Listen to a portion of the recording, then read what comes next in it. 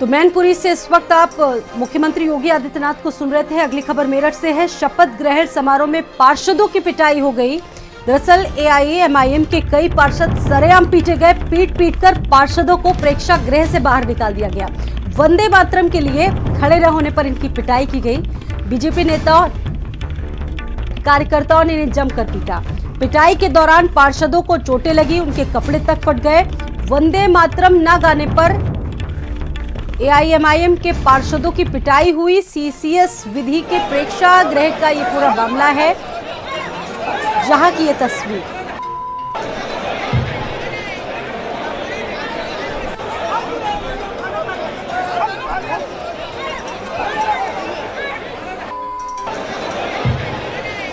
दरअसल नवनिर्वाचित पार्षदों का शपथ ग्रहण कार्यक्रम था और मेरठ की ये तस्वीर है। शपथ ग्रहण के दौरान नौबत यहां तक आ गई कि जो नए पार्षद जिन्हें जनता ने अभी चुन के भेजा था, जिनका शपथ ग्रहण होना था, वहां पर उनकी पिटाई हो गई। और वाकया ये था कि जब सभी ने वहां पर वंदे मातरम गाना शुरू किया, उस दौरान ये पार्षद वहां पर खड़े नहीं हुए, जिसके बाद इनकी पिटाई कर दी। सीसीएस विश्वविद्यालय के प्रेक्षागृह का ये मामला है।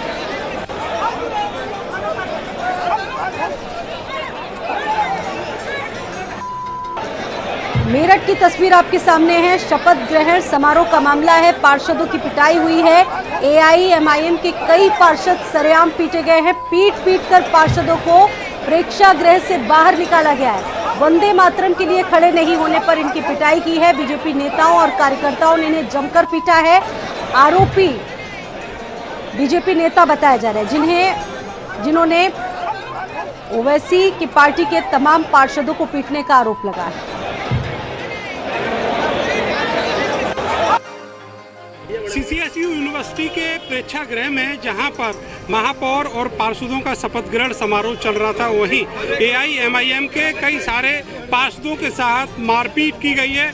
उन्हें मंच के नीचे से बुरी तरह पीटते हुए बाहर तक धकेला गया है और ये सारे के सारे वही पार्षद हैं जिनके साथ मारपीट की गई है। उनके कपड़े तक फाड़ दिए गए। भाई साहब, नाम क्या है? मेरा नाम मोहम्मद इरशाद है। आप कहाँ से हैं? मैं समर गार्डन साझा कॉलोनी से। मेरी पत्नी वहीं जो है रेशमा, वो पार्षद है, मैं उनका पति हूँ। हुआ क्या अंदर? अभी कुछ भी तो नहीं हुआ, किसी बात को नहीं लेगा। खाली जो ये वंदे मातरम का प्रोग्राम चल रहा था, हम लोग भी खड़े हुए वंदे मातरम में। ऐसा नहीं कि हम लोग खड़े नहीं हुए, बस उसी चीज पे। क्या आप वंदे मातरम क्यों नहीं पढ़ रहे? इसी चीज पार्टी ने बंदा वंदे मातरम बुलवा रहा है, उसे खुद याद नहीं है, उसे तो कुछ कह नहीं रहे हैं, दोबारा बुलवा रहे हैं। हम लोगों से जबरदस्ती करवाएंगे। अरे पहले तुम सीख कर आओ ना, हम तब बोलेंगे।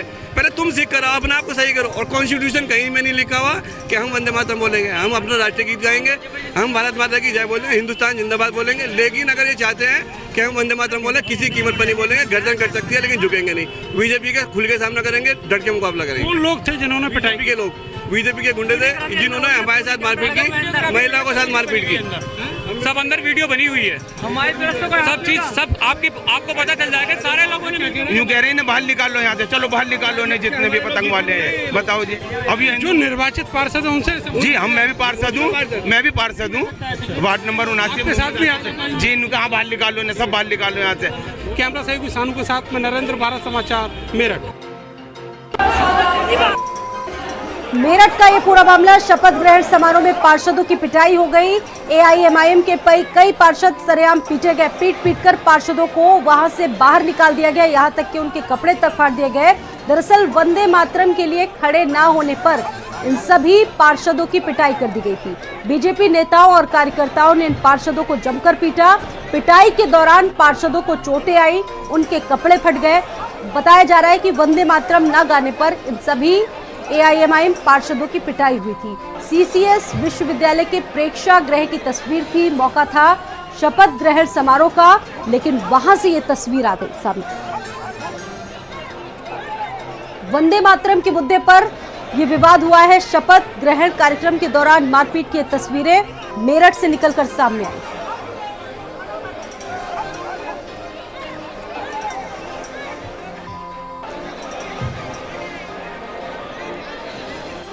और नरेंद्र इस खबर पर हमारे साथ जुड़ चुके हैं और ज्यादा जानकारी देंगे। नरेंद्र, क्या इसी बात पर विवाद हुआ था? वंदे मातरम इन्होंने नहीं गाया, इन्होंने स्वीकार नहीं किया, इसलिए इनको पीट दिया गया। देखिए 2017 में जब नगर निगम का मेयर चुना गया था उस समय भी इसी तरह का विवाद था। वंदे मातरम नहीं गाने पर मुस्लिम पार्षद जो हैं उनकी पिटाई की गई और आज फिर वही हुआ है।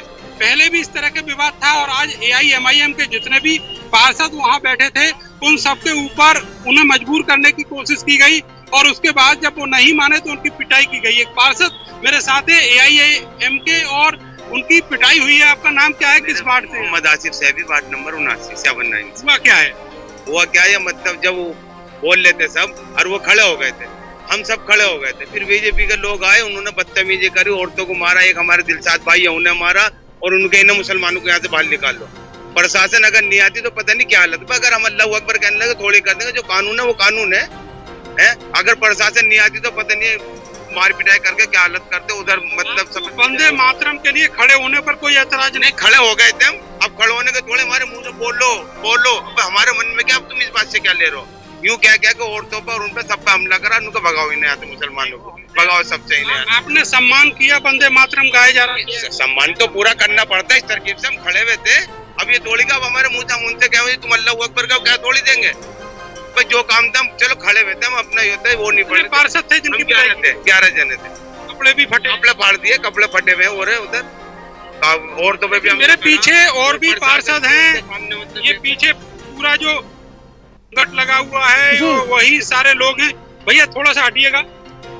भाई ये बताओ कि हुआ क्या आपके साथ? देखिए हुआ ये था कि हम लोग शपथ ग्रहण समारोह में आए थे और आने के बाद जो है वंदे मातरम का प्रोग्राम शुरू हुआ। हम लोग सह सम्मान खड़े हुए क्योंकि हमारे साथ इस चीज की इजाजत नहीं देता कि हम किसी का मान सम्मान ना करें। हम वहाँ खड़े हुए, उधर पूरा हो गया। पूरा होने के बाद हम लोग बैठ गए। उसके बाद सांसद जी और लक्ष्मीकांत वाजपेयी जी उन्होंने अनाउंस किया कि दोबारा गलती हो गई है, दोबारा होगा। वंदे मातरम गलत गा दिया था मंच से, दोबारा होगा मंच से। अब आप ये देखिए कि उन्होंने दोबारा कहा कि दोबारा से होगा। हम लोग खड़े हो गए लेकिन हमने गाया नहीं। पीछे कुछ कार्यकर्ता खड़े थे बीजेपी के जिन्होंने हमारे साथ मारपीट की और बोले कि यहाँ से निकलो। तो हम लोग वहाँ से उन्होंने मारपीट की और दुर्भाग्य की बात ये थी कि हमारे लोगों के साथ मारपीट हो रही थी और मेयर साहब शपथ ले रहे थे, जबकि वहाँ पर DM साहब, कमिश्नर साहब सब मौजूद थे। देखिए पूरा अमला पुलिस प्रशासन का यहाँ पर मौजूद था। इसके अलावा जितने भी अधिकारी हैं प्रशासन के, बड़े बड़े अधिकारी, कमिश्नर, DM सब मौजूद थे। जिले में जो पुलिस के सबसे बड़े अधिकारी इस समय मौजूद थे यहाँ पर, वो SP सिटी थे। और सबसे बड़ी बात यह है कि बहुत बड़ा यहाँ पर सुरक्षा कवच था। उसके बावजूद भी जो मजलिस के पार्षद हैं उन सबके साथ पिटाई हुई। उनकी जो महिलाएं थी उनके ऊपर बोतलें भी फेंकी गई हैं और जो बुर्का नसी महिलाएं थी उनके साथ भी हाथापाई की गई। तो ये सब आरोप जो है वो बीजेपी के पार्षद, कार्यकर्ता और जो नेता हैं उनके ऊपर हैं। और ये पीछे जो आप प्रेक्षागृह देख रहे हैं, इसी प्रेक्षागृह में आज ये बहुत दुर्भाग्यपूर्ण जो घटनाक्रम है वो हुआ है। इसी तरीके से 2017 में भी यही विवाद था कि जो मुस्लिम पार्षद हैं वो वंदे मातरम गाते समय नहीं उठते। उनका कहना है कि हम राष्ट्रीय गान गाएंगे, हम भारत माता की जय बोलेंगे और हिंदुस्तान की जय जयकार भी करेंगे, लेकिन हम वंदे मातरम नहीं गाएंगे।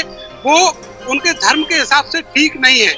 लेकिन उन्होंने सम्मान पूरा किया जो राष्ट्रगीत गाया गया उसका।